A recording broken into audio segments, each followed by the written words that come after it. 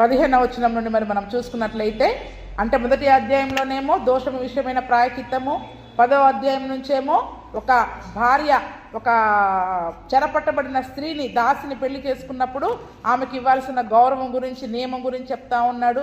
15వ వచనం నుండి చూసుకున్నట్లయితే 21వ అధ్యాయం 15వ వచనం, ప్రేమింపబడినది ఒకటియు ద్వేషింపబడినది ఒకటియు, ఇద్దరు భార్యలు ఒక పురుషునికి కలిగి ఉన్నారు. ఏంటంట, ఒక వ్యక్తికి ఇద్దరు భార్యలు ఉన్నారు. ఆ ఇద్దరు భార్యలలో ఒక ఆమెని బాగా ప్రేమిస్తున్నాడు, ఇంకొక ఆమెని బాగా, ఒక ఆమె అంటే అసలు ఇష్టమే లేదు, ఇంకొక ఆమె అంటే చాలా ప్రేమ. ఇద్దరు భార్యలు ఉన్నారు. ఇప్పుడు అయితే ఇద్దరు పిల్లల్ని కన్నారు. ఇద్దరు ఏం చేశారు చెప్పండి, పిల్లల్ని కన్నారు. అయితే ఏ వ్యక్తినైతే, ఏ భార్యనైతే ద్వేషిస్తూ ఉన్నాడో ఆ భార్య మొదటగా పిల్లల్ని కన్నది.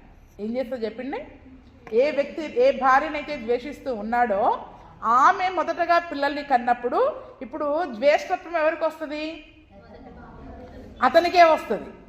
కానీ బాగా ప్రేమించే భార్య ఏం చేస్తుంది, అధికారం ఎవరికి ఇవ్వాలంటది, ఇప్పుడు నేను ప్రేమించినా నువ్వు నన్ను బాగా ప్రేమిస్తున్నావు కాబట్టి నాకే ఇవ్వాలి, నా కొడుకే ఇవ్వాలని ఏమనుకుంటుంది. ఇతను కూడా ఏం చేస్తాడు, ఏ భార్యనైతే ఎక్కువగా ప్రేమిస్తాడో ఆ యొక్క కుమారునికి ఎక్కువ ప్రాధాన్యత, మొదటి ప్రాధాన్యత ఇవ్వడానికి ప్రయత్నం చేస్తాడు. ఆస్తిలో కూడా ఎవరికి ఏమిస్తాడు చెప్పండి, భాగం ఎవరికి ఎక్కువ ఇస్తాడు, ప్రేమించిన దాని భార్యకే ఇస్తాడు. కానీ అది అన్యాయం.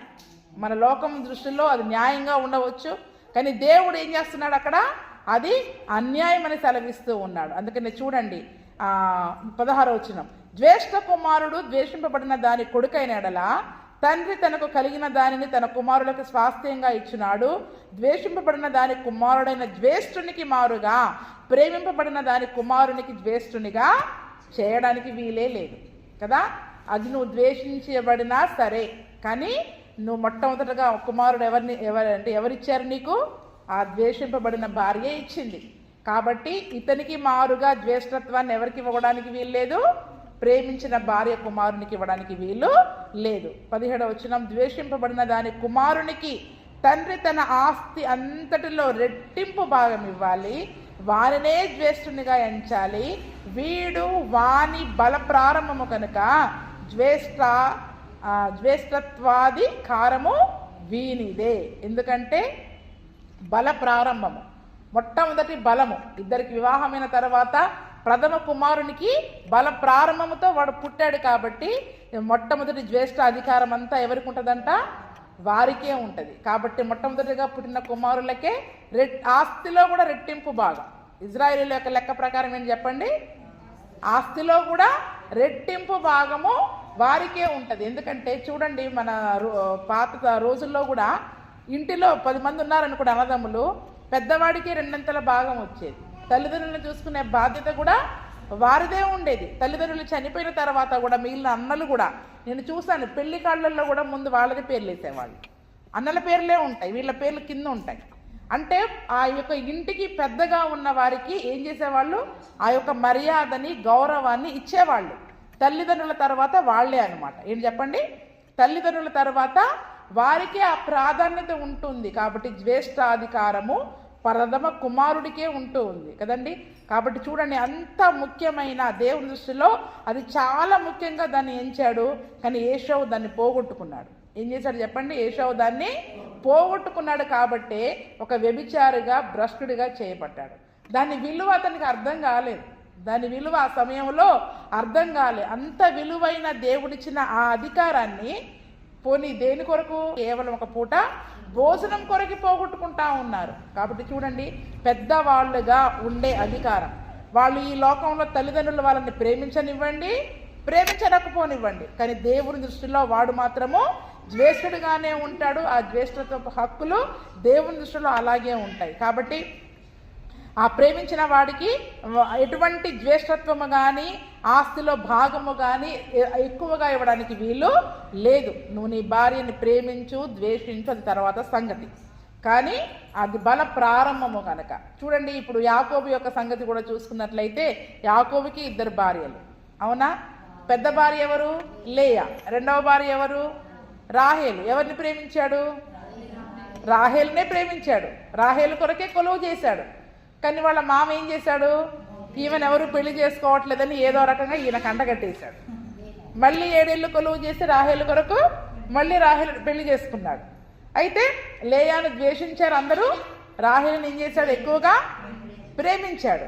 కానీ లేయా ద్వేషింపబడట చూసి దేవుడు ఎవరి గర్భాన్ని తెరిచాడు, ముందుగా లేయాకే గర్భాన్ని ఇచ్చాడు కదా. ఎవరు ప్రథమ ఫలము? రూబేను. ప్రథమ ఫలం ఎవరు అక్కడ? రూబేను. కాబట్టి ఇప్పుడు ఆ జ్యేష్ఠత్వపు హక్కు ఎవరికి వచ్చింది అక్కడ? రూబేనుకే వచ్చింది. రూబేనుదే జ్యేష్ఠత్వపు హక్కు. అయితే ప్రేమించిన వాడికి ఇవ్వలే, ప్రేమించిన వాడి భార్యకి ఇవ్వలేదు, దేవుడు ఇవ్వలేదు.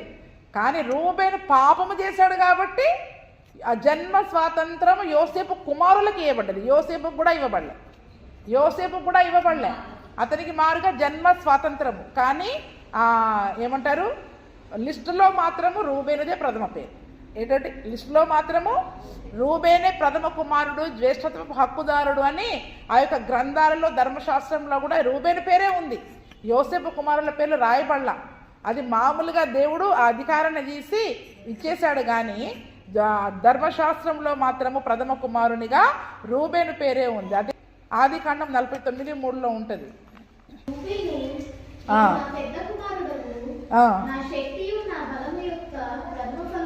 చూడండి అక్కడ ఏమంటారు, రూబేను యాకోబు దీవిస్తూ ఉండి అంత్యదినములలో జరగబోయే సంగతుల గురించి చెబుతూ వారిని దీవిస్తూ ఉన్నప్పుడు ఏమంటున్నాడు, రూబేను నీవు నా పెద్ద కుమారుడవు, నా శక్తియు నా బలము యొక్క ప్రథమ ఫలము. ఎవరు చెప్పండి?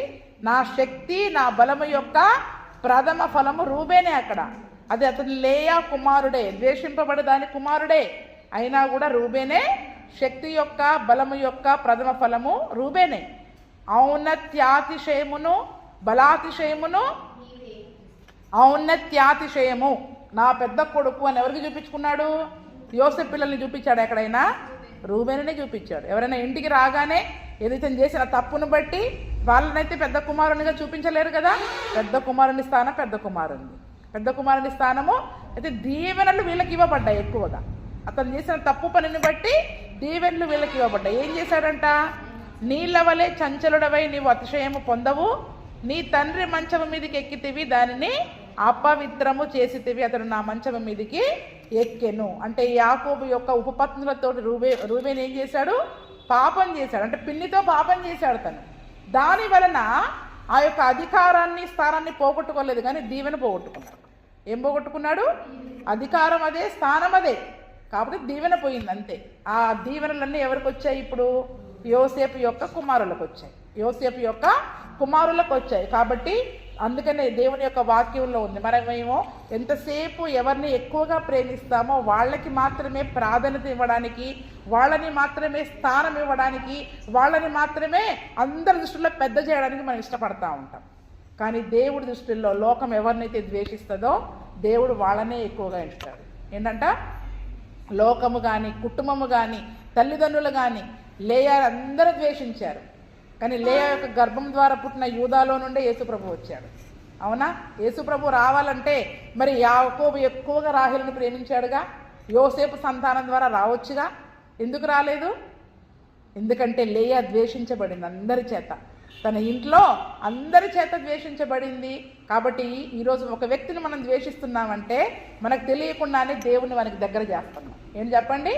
లోకం ఏ వ్యక్తినైతే ఎక్కువగా మన కుటుంబంలో అయినా ఒకరిని ఎక్కువగా ప్రేమించి ఒకరిని తక్కువగా మనం చూసేవారిగా ఉన్నట్లయితే దేవుడు ఆ వ్యక్తిని చూస్తాడు. చూసి వారికి రావాల్సిన దీవెనలు కూడా వీరికే ఇచ్చేస్తాడు. ఏం చేస్తాడు చెప్పండి?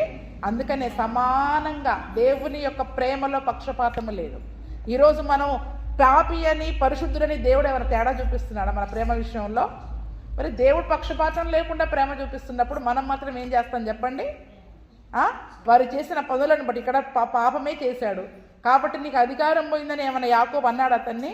నువ్వు నా బలాతిశయము, నా ఔన్నత్యాతిశయము నీవే, నా పెద్ద కొడుకు నీవే, నా శక్తి, నా బలము, నా ప్రథమ ఫలము నీవే అని యాకోబు గురించి అక్కడ, రూబేను గురించి అక్కడ మాట్లాడుతూ ఉన్నాడు. కానీ కొన్ని దీవెనలు పోగొట్టుకున్నారు. దేవుని యొక్క చిత్తము. కాబట్టి చూడండి, ఈ దినమున మనము ద్వేషించబడే వారి విషయంలో కూడా దేవుడు ఎట్టి నియమాలను కలిగి ఉన్నాడో. నీ దృష్టికి నువ్వు ఒక వ్యక్తిని ప్రేమించినంత మాత్రాన వారికే ఇవ్వాలన్న రూలు లేదు. దేవుడు ఎవరినైతే నువ్వు ద్వేషిస్తున్నావో వారినే ఎక్కువగా దీవిస్తాడు కదా. అందుకే చూడండి, రాహేలుకి ఎంతమంది సంతానం? ఇద్దరే. కానీ మిగిలిన వారంతా ఎక్కడి నుంచి వచ్చారు? లేయాకే ఎక్కువ సంతానం కలిగింది. అవునా? ఆ రోజుల్లో సంతానం ఎక్కువ ఎవరికి ఉంటే వాళ్ళే దీవింపబడినట్లు. అంటే ఇప్పుడు ఈమె ద్వేషించబడడాన్ని బట్టి ఎక్కువగా దీవించబడిందా లేదా? ఈ దీవెనలన్నీ ఎవరికి వచ్చాయి చెప్పండి? ఇప్పుడు లేయాకే వచ్చాయి. అవునా? అందుకే మనుషులు మనల్ని ద్వేషిస్తే ఏముంది, దేవుడు దీవించాలి. ఏం చెప్పండి? మనుషుల యొక్క ద్వేషపంతా కూడా దేవుడు మనకి దీవెనలుగా మారుస్తాడు. అందుకే మిమ్మల్ని ద్వేషించే వారిని కొరకు మీరు ప్రార్థన చేయండి, మిమ్మల్ని హింసించే వారి కొరకు ప్రార్థన చేయండి, మిమ్మల్ని బాధ పెట్టే వారి కొరకు ప్రార్థన చేయండి, అనుకున్న వాళ్ళ కొరకు కూడా ప్రార్థన చేయండి. అవునా? ఎందుకని? అవన్నీ దేవుడు మనకి దీవెనలుగా మారుస్తాడు. కాబట్టి చూడండి, ఈరోజు మరి మన కుటుంబంలో కూడా అటువంటి పక్షపాతములు ఉన్నట్లయితే మనము నీ ఆస్తిలో నువ్వు భాగం ఇవ్వచ్చు, వాడికి ఎక్కువగా, వాడిని ఎక్కువగా ప్రేమించవచ్చు. కానీ దేవుడు మిగిలిన వాడిని ఎక్కువ ప్రేమిస్తాడు. ఎవరిని ప్రేమిస్తాడు? నువ్వు ఎవరినైతే ద్వేషిస్తున్నావో, ఎవరినైతే పక్కన పెడుతున్నావో వాడిపైకి దేవుని యొక్క ఆసక్తి మళ్ళే విధముగా ఉంటూ ఉంది. కాబట్టి ఇటువంటి పక్షపాతము మన జీవితంలో మరి మనము చేయకూడదు. ప్రథమ కుమారుడే జ్యేష్ఠత్వపు హక్కు, జ్యేష్ఠత్వపు హక్కే వాడికి రెట్టింపు ఏమి ఉండాలి చెప్పండి? రెట్టింపు ఆశీర్వాదాన్ని మరి వాడికి ఇచ్చేవారిగా ఉండాలి. 18వ వచనం నుండి చూసుకుందాం. ఒకని కుమారుడు మొండివాడై తిరగబడి తండ్రి మాట కానీ తల్లి మాట కానీ వెనకయుండి వారు అతన్ని శిక్షించిన తరువాతయు అతడు వారికి విధేయుడు కాకపోయిన ఎడల అతని తల్లిదండ్రులు అతన్ని పట్టుకొని ఊరి గవిని యొద్ద కూర్చుండి పెద్దల యొద్దకు అతన్ని తీసుకొని వచ్చి, మా కుమారుడైన వీడు మొండివాడై తిరగబడి ఉన్నాడు, మా మాట వెనక తిండిపోతూ త్రాగుబోతును ఆయనని ఊరి పెద్దలతో చెప్పాలి. అప్పుడు ఊరి ప్రజలందరూ రాళ్లతో అతన్ని చావగొట్టాలి. అట్లు ఆ చెడుతనమును నీ మధ్య నుండి పరిహరించుదువు. అప్పుడు ఇజ్రాయేలులందరూ విని భయపడుదురు. ఇప్పుడు పిల్లల గురించిన నియమం. కొడుకున్నాడు, కొడుకు కావాలి కొడుకు కావాలి కొడుకు కావాలని లేక లేక కొడుకుని అంటారు. 2 ఆడపిల్లలు 3 ఆడపిల్లలు 4 ఆడపిల్లలైనా కొడుకు కోసం ఆగి కన్నోళ్ళు ఉంటారు. అవునా? నేను చూసా 3 4 మా బంధువులలో 4 ఆడపిల్లలు అయినా కొడుకు కోసమని 5వ కాన్పు కానీ కొడుకు కావాలని కొడుకు అన్నాడు. అవునా? చివరికి వాడు ఏమయ్యాడు?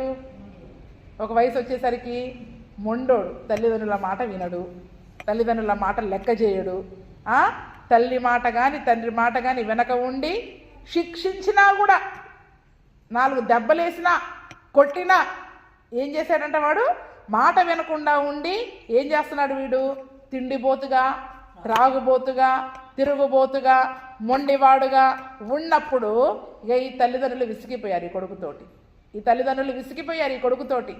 వీడికి ఎంత చెప్పినా వినట్లే, ఎన్ని దెబ్బలు కొట్టినా వినటం లేదు, తిండిబోతుగా, త్రాగుబోతుగా, తిరుగుబోతుగా ఉంటున్నాడు, మొండివాడుగా ఉంటున్నాడు అని చెప్పి ఆ యొక్క ఇజ్రాయేలు పద్ధతి ప్రకారం ఏం చేయాలంట? ఊరి గవిని వద్ద పెద్దల దగ్గరికి అతను తీసుకొని రావాలంట. అప్పుడు ప్రజలందరూ ఏం చేయాలంట? ఆ వ్యక్తిని రాళ్లతో చావగొట్టాలంట. ఎందుకంటే తిండిపోతూ, తిరుగుబోతూ, మొండివాడు, మొండితనము ఇవన్నీ కూడా పరలోకానికి అనర్హుడు అసలు. ఎందుకంటే వాక్యంలో కూడా ఉందిగా, తిండిపోతులు త్రాగుబోతులు పరలోకానికి చేరరు. అయితే ఆ దినమున రాళ్లతో కొట్టి చంపేసేసేవాళ్ళంట. చూడండి, ఈరోజు మనం అప్పగిస్తాం అంత ధైర్యంగా పిల్లల్ని? అమ్మో వాడు ఎంత తాగని, ఎంత తిరుగుబోతు కానీ, ఎంత చెడ్డోడు కానీ కడుపులో పెట్టుకొని చూసుకుంటాం. కానీ ఇజ్రాయేలీల యొక్క నియమం ప్రకారం వాడిని రాళ్లతో కొట్టి చావాలి. ఎందుకంటే మిగిలిన యవ్వనస్తులు అట్లా ఆ రకంగా ఉండకూడదు. ఆ రకంగా మేము చేస్తే మా తల్లిదండ్రులు ఏం చేస్తారు? తీసుకెళ్ళి ఊరి పెద్దలతో చెప్తే వాళ్ళు మాకు ఏ శిక్ష చేస్తారు? చంపేస్తారు, రాళ్లతో కొట్టి చంపేస్తారని మిగిలిన వారు భయపడినట్లు బహిరంగ శిక్షలు. అందుకని ఆ రోజుల్లో ఏది దాగుడు మూతలు ఉండవు. ప్రతి శిక్షకి ఏముంటుంది చెప్పండి? బహిరంగంగానే ఉండాలి. ఎందుకంటే మిగిలిన వారు గద్దించేది కూడా ఎలా గద్దించమన్నాడు? బహిరంగంగా గద్దించమన్నాడు. అందరి ముందు గద్దించమన్నాడా? సీక్రెట్గా గద్దించమన్నాడా? ఇంకా కొత్త పత్రికలో వచ్చి 1 సారి 2 సార్లు మీరు సీక్రెట్గా గద్దించి 3వసారి బహిరంగంగా గద్దించమని తిమోతి చెప్పాడు. కానీ ఇప్పుడు ఏ రకంగా చెప్పినా వినట్లేదు, ఏ రకంగా చెప్పినా వినేవారిగా లేరు. అయితే మరి ఆ రకంగా ఆ యొక్క పాపాన్ని పరిహరించాలని మిగిలిన వారందరూ విని భయపడాలి. అయితే మరి చూడండి, ఇప్పుడు కొత్త నిబంధనలో ఇదే సంగతిని మనం చూసుకున్నట్లయితే యేసు ప్రభుల వారు ఒక ఉపమానం చెప్తారు. అవునా? ఒక వ్యక్తి, 2 కుమారులు ఉంటారు. మరి ఆ కుమారుడు, చిన్న కుమారుడు ఏం చేస్తాడు? తన తండ్రి యొక్క ఆస్తిని తీసుకొని పోయి దుర్వ్యాపారము చేత ఆస్తినంతా పాడు చేస్తాడు. తిండిపోతూ అవుతాడు, తాగుబోతు అయిపోయాడు, మొండివాడైపోయాడు, తిరుగుబోతయ్యాడు. చివరికి ఏమీ లేనివాడుగా ఉండి చివరికి ఏమనుకున్నాడు?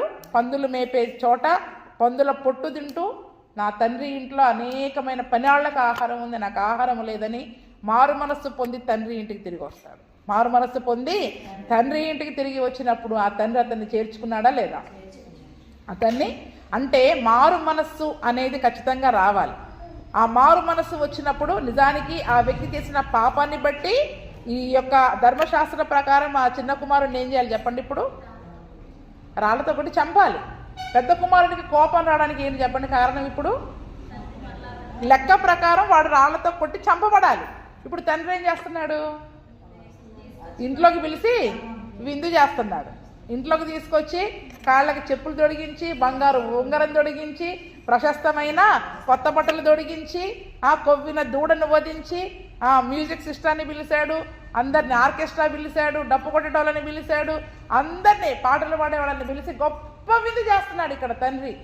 నిజానికి ఆ యొక్క వాక్యానుసారంగా చూసుకుంటే రాళ్లతో కొట్టి చంపబడాలి ఆ వ్యక్తి. కానీ తండ్రి యొక్క ప్రేమ అతన్ని ఏం చేసింది చెప్పండి? అతని పైన కనికర పడి వాడి మెడ మీద పడి వాడిని ముద్దు పెట్టుకున్నట్టుగా మనం చూస్తూ ఉంటాం. అంటే ఈరోజు యేసు ప్రభుల వారు కూడా నిజముగా మనం ఎంత మొండివారిగా ఉంటాం, ఆయన మాట వినం కదా, మాట వినం. కొద్దిమంది అయితే తిరుగుబోతులుగా ఉన్నారు, త్రాగుబోతులుగా ఉంటున్నారు, తిండిబోతులుగా ఉంటా ఉన్నారు.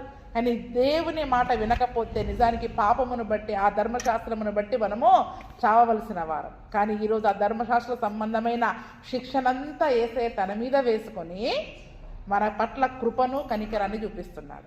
నేను చాలాసార్లు చదివిపించా తీతు పత్రికల్లో. కావున కనికరమును బట్టి కృపను బట్టి పునర్జన్మ సంబంధమైన స్థానము ద్వారా ఆయన మనల్ని రక్షించాడు. ఆయన కృపా కనికరాలను బట్టే ఈరోజు ప్రేమను బట్టే ఈరోజు మనం ఈ శిక్షలన్నీ పాత నిబంధన సంబంధమైన శిక్షలు ఏవి మన పైన ఏలుబడి చేయట్లేదు. ఆ శిక్షలన్నీ ఎవరు వేసుకున్నారు చెప్పండి? యేసయ్య తన మీద వేసుకొని తన కృపా ప్రేమను బట్టి కనికరమును బట్టి ఈరోజు మనందరినీ కూడా కనికరించేవాడిగా ఉన్నాడు. 1 యోహాను పత్రిక 1వ అధ్యాయము 9వ వచనం చదవండి ఒక మాట. 1 యోహాను పత్రిక 1వ అధ్యాయము 9వ వచనం.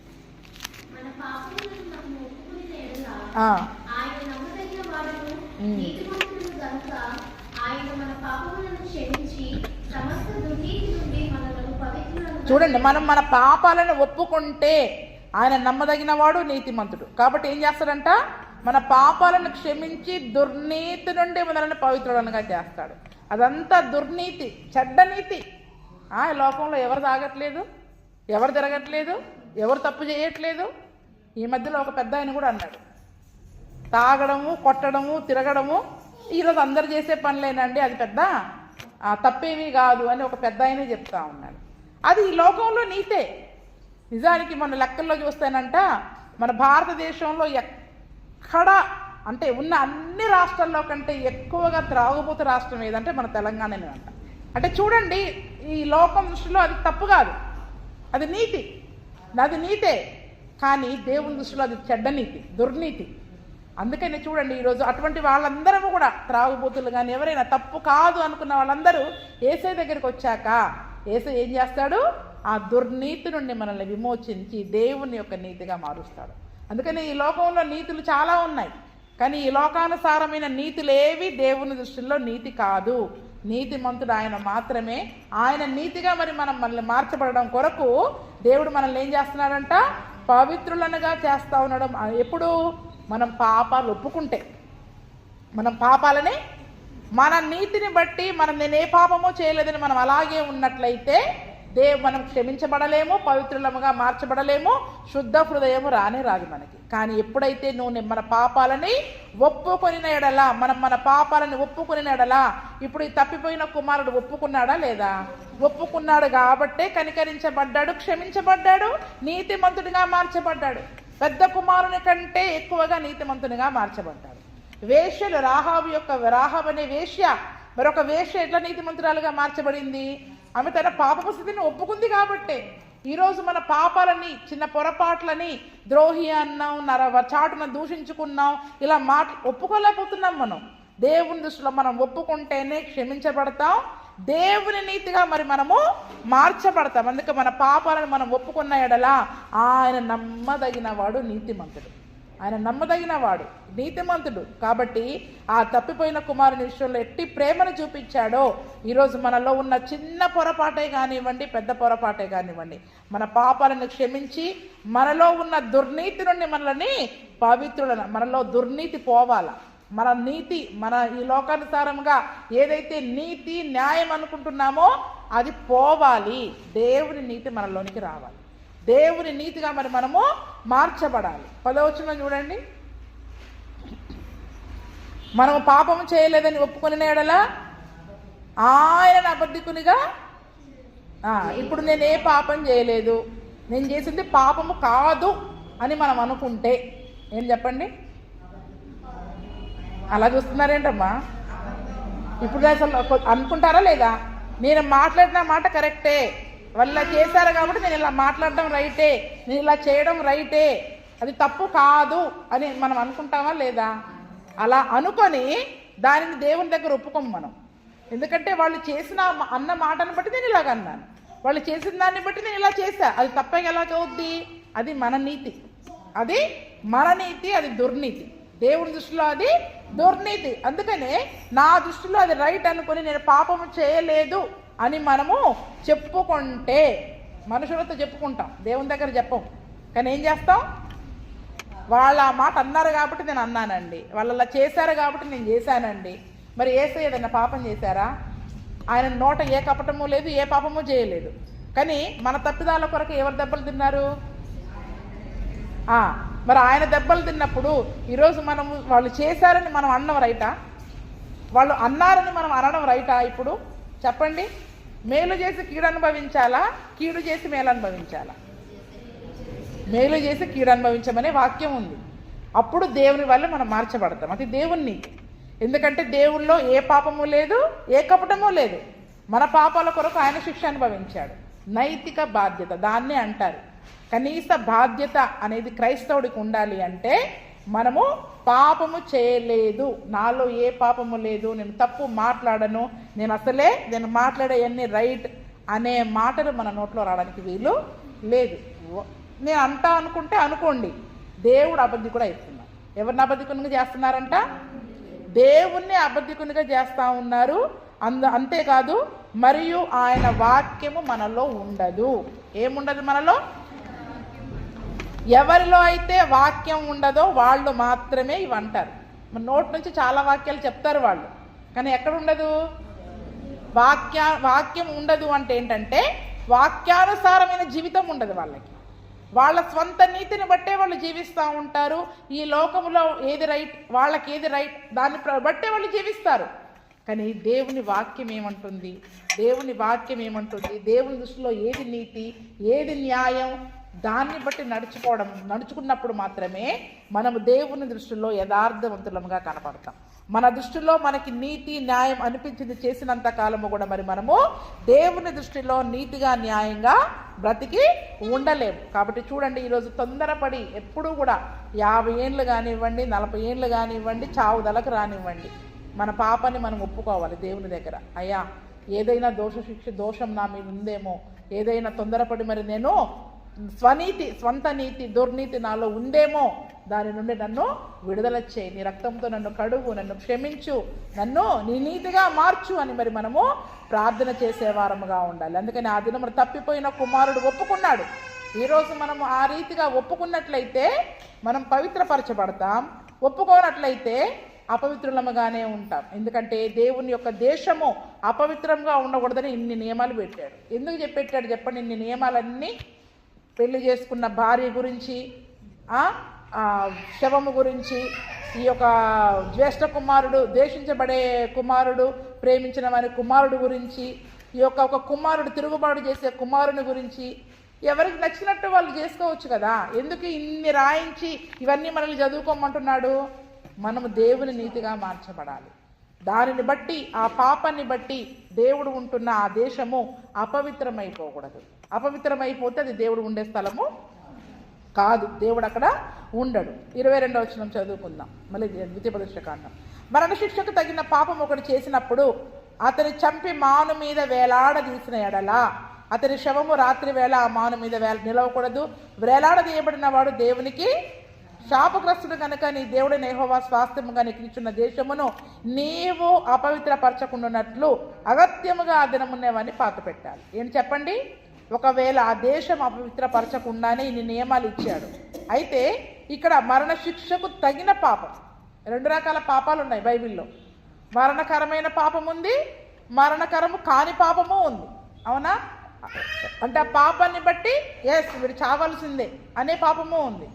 కొన్ని పాపాలు ప్రాయశ్చిత్తం చేసుకుంటే పోయే పాపాలు ఉన్నాయి. ఇప్పుడు మనం చదువుకున్న దాంట్లోనే ఉన్నాయి కదా, వీడిని తిరుగుబాటు చేసే కొడుకునేమో రాళ్ళేసి చంపేయమన్నారు. అవునా?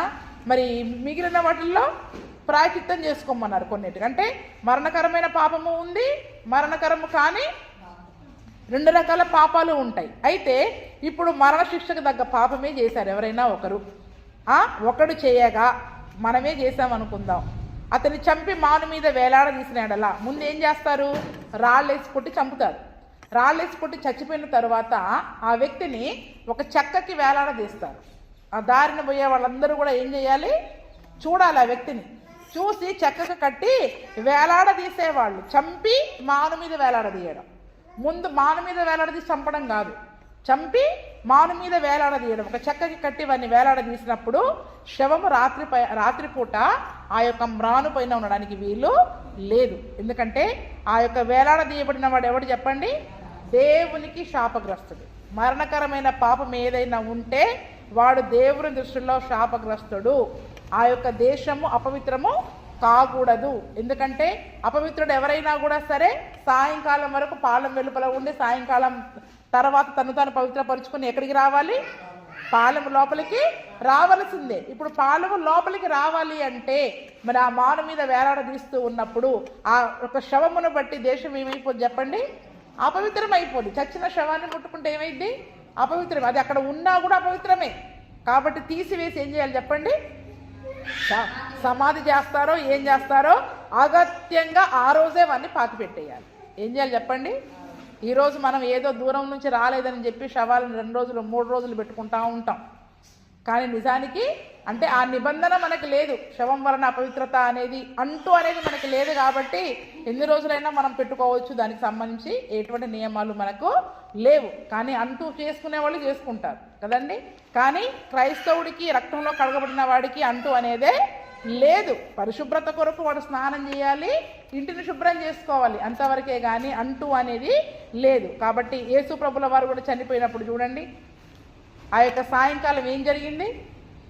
చీకటి సాయంకాలం అయ్యేసరికి అరిమతయ్య అనే యోసేపు వ్యక్తి వచ్చి మరి ఆ యొక్క వ్యక్తిని, ఆ యేసు ప్రభు యొక్క శవాన్ని ఇమ్మని పిలాతుని అడిగి తీసుకొని వెళ్ళి తన కొరకు తొలిపించుకున్న సమాధిలో యేసు ప్రభుని సమాధి చేశారు.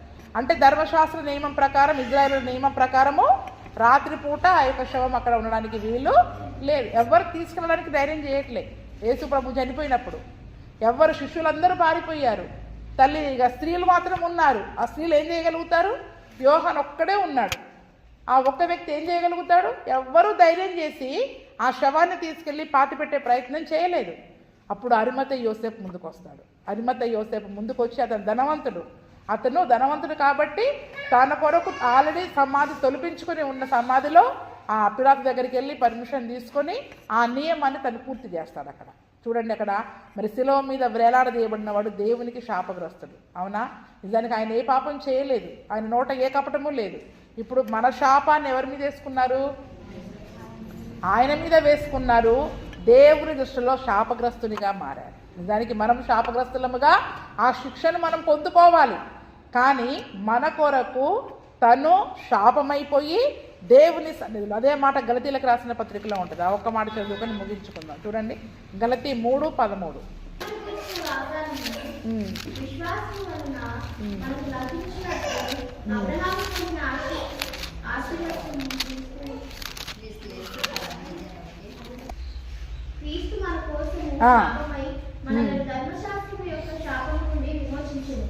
చూడండి, ఇక్కడ ఆత్మను గూర్చిన వాగ్దానము విశ్వాసము వలన మనకు, పరిశుద్ధాత్మను గూర్చిన వాగ్దానాలన్నీ ఇప్పుడు యేసు ప్రభువునందు విశ్వాసం ఉంచిన వారందరికీ ఏ రకంగా రావాలి అని దేవుడు ఆశపడి యేసు ప్రభువు నందు విశ్వాసం ఉంచడం ద్వారా ఆ వాగ్దానాలన్నీ మనం పొందుకోవాలని, అబ్రహాము పొందిన ఆశీర్వచనము క్రీస్తు యేసు ద్వారా అన్ని జనులకి కలగాలని.